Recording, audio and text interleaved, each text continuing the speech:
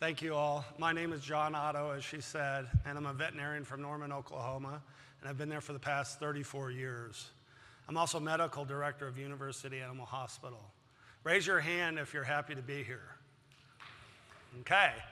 Raise your hand if you like animals. Good. Raise your hand if you'd like to go to prison. God, none of you. That's so typical. So I didn't want to go either. I really didn't. It was a very difficult decision. But a good friend of mine, Dr. Grant Turnwald, had asked me to go, and he was a mentor too, had asked me to go to see the prison dog program. Has anybody heard of the prison dog program? Yeah, it's a really neat program. I absolutely love it. It's where inmates take animals from shelters and sanctuaries and bring them together for about a 13-week period where they train them and become companion pets. They can go on to be therapy pets too, but mainly as companion is for children with autism or a widow that's just lost a spouse or a veteran with PTSD. So anyway, it's called Friends for Folks. And in 1996, I went to Lexington Prison in Oklahoma, but I had said no 3 separate times, and for a good reason. My dad was in the FBI. He was in the Marines, and he was also a deputy sheriff, and he was director of the whole FBI. Not just a little part, the entire FBI, yes. I grew up with my dad telling me we lock him up and throw away the key. He did not believe in rehabilitation, and he often told me this, and so I did not believe in rehabilitation either. But something spoke to me about this opportunity. I'd been judged growing up, and I realized that I was judging people I did not even know. I had also felt the compassion of animals throughout my life and saw this as an opportunity. And so with much thought and consideration, I finally said yes. This program would end up changing my life. I went to this program knowing that I could not judge anyone in that prison. This technique of not asking about the past and concentrating on the present and the future has worked for me for 28 years volunteering in this prison program. Also, it's worked for me for 33 years volunteering in the Norman Animal Shelter.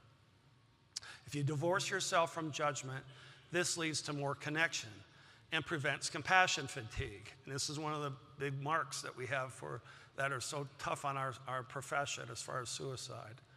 Both the animal shelter and the prison dog program are very similar in that each take discarded animals and people together in this God-made program.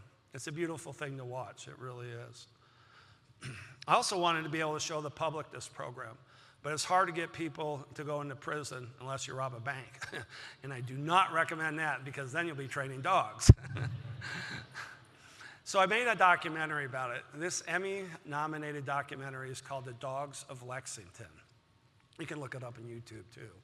It did so well that we were able to raise $500,000 to start a new program in a women's prison called the Guardian Angels at Mabel Bassett in Oklahoma.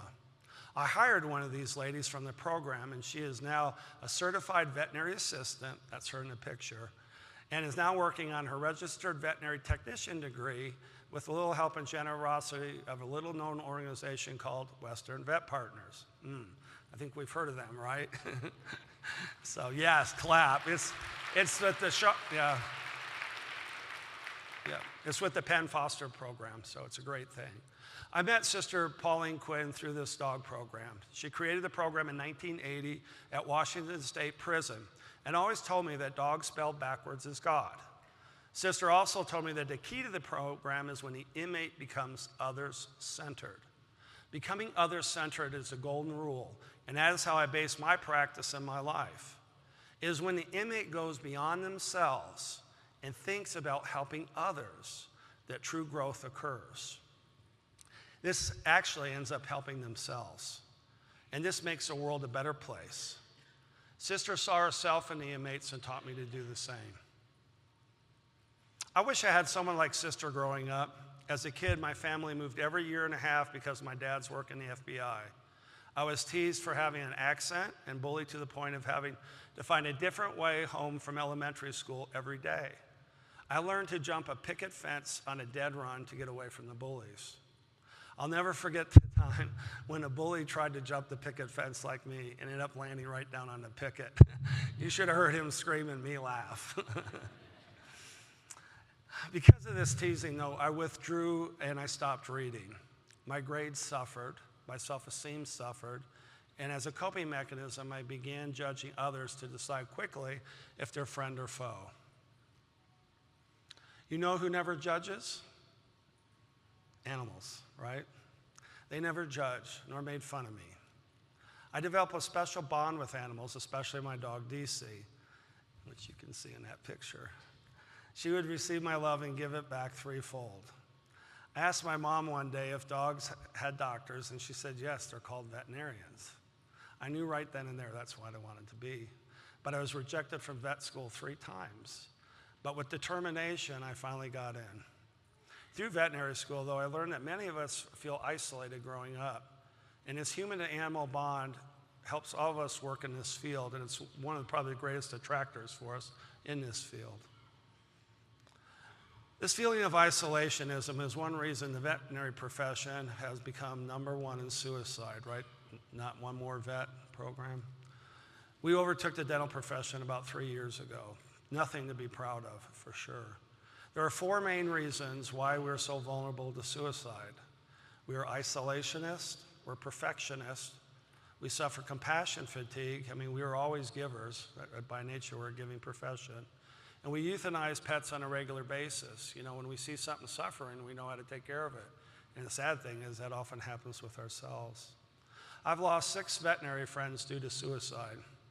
The last funeral I attended was my good friend, Dr. Joe Bill Reynolds. I promised him at that funeral that I'd try to do something about this terrible problem in our profession. How then do we help prevent suicide with veterinarians? It's by forming human-to-human relationships and the intimacy in addition to the bonds with animals. This helps reduce the feeling of being isolated and provides avenues for help. When I worked with the prison dog program, I was able to lower this defense of judgment and give up isolating as a survival skill that I learned when I was a kid growing up. One person in particular helped me when I first started to volunteer in the prison dog program. His name was Marvin Perry, and he was an inmate. And to be honest, I was very wary of him and the other inmates at the beginning. But as time marched on, we became very good friends. Marvin had been assigned a dog named Star that came from the Norman Animal Shelter. She had a white patch of fur on her chest that made it look like a star. And to me, the star represents the gift of hope. The gift of hope helps us to see beyond the bars that contain us, whether those bars are isolation bars, judgment, or fear. Hope allows us to see a bright future ahead. And that one picture of Pax there at the prison with the arm coming through, that was down in Argentina, and that was Sister Pauline's dog. Watching Marvin with this dog completely changed my perception of him. In fact, one cold September day, a lady with Alzheimer's drifted off her unit and became lost. Search and rescue crews searched for over 11 hours and could not find her, despite using a helicopter with infrared capabilities. One of the searchers, who was the coordinator at the program in Lexington, had the idea to go get Star at the prison. And just like in the movie Lassie, Star sniffed the pillowcase and in 20 minutes found the lady deep in a ravine caught in briars. I put Star and Marvin up for the Oklahoma Veterinary Medical Association Pet Hero Award, and Star won. I was even able to get Marvin out of prison for the evening to see her receive the award, and that's Sergeant Beckelheimer, Marvin, Star, and myself on the stage at the Tulsa Theater in Tulsa, Oklahoma. It was really a special evening. It's one Marvin and I will never forget. Through this work, I was connected with the Secretary of State of Oklahoma, Susan Savage. She loved hearing this story about Marvin and Star and told me to send the governor a letter regarding what Marvin had done. She promised me that the governor would receive this letter. So I wrote in the letter that included my home phone at the bottom of the page, and I said, Marvin, give me a call if you get out, and to show the governor I trusted him.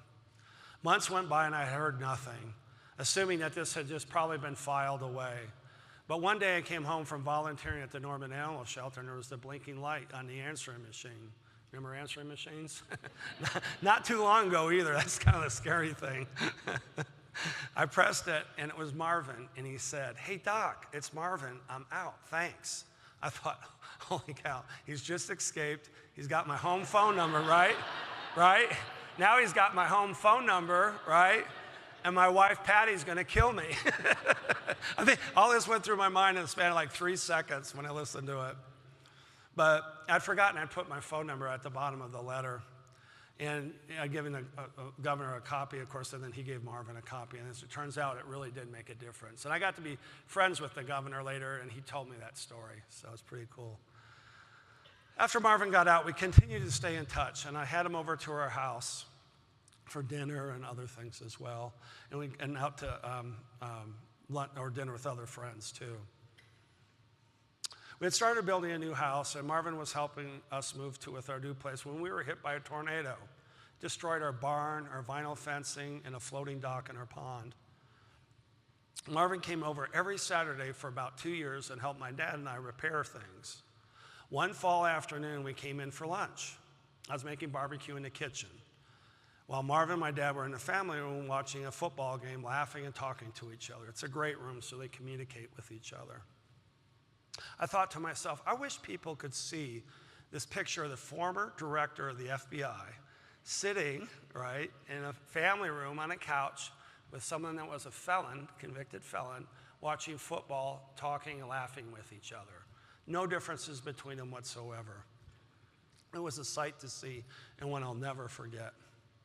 That is the power of the prison dog program, using human to animal bonds to help us celebrate the human to human connections.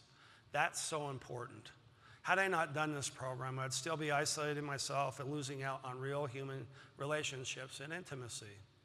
Relationships are one of the greatest gifts of life and one of the greatest joys of my practice, whether it's with my clients, staff, or the public in general. And I've been able to celebrate and make these connections over 34 years of my practice. My connection with Marvin only grew over time, which made it even more difficult when he started to get sick. I visited him in the hospital and found him in his hospital bed in a dark room, not understanding what the doctors had just told him about his diagnosis. I found the intern who had just talked to him, and she said he would have to waive his HIPAA rights, so we had to go back into the room. Marvin waived his HIPAA rights, and he trusted me. So she told me that he had ALS. And I said, "That's Lou Gehrig's disease, right?" And she said, "Yes." Marvin said, "What's that, Doc?" Marvin knew car mechanics well, and I told him it was like the spark plug wires coming off the engine. It's like your nerves are coming off your muscles. Marvin said, "Doc, I'm going to die, aren't I?" I knew I had to be honest with him, and I said, "Yes, Marvin, you are." Just then, it felt like a baseball bat hit me in the stomach, and I had to sit down in the chair next to his bed.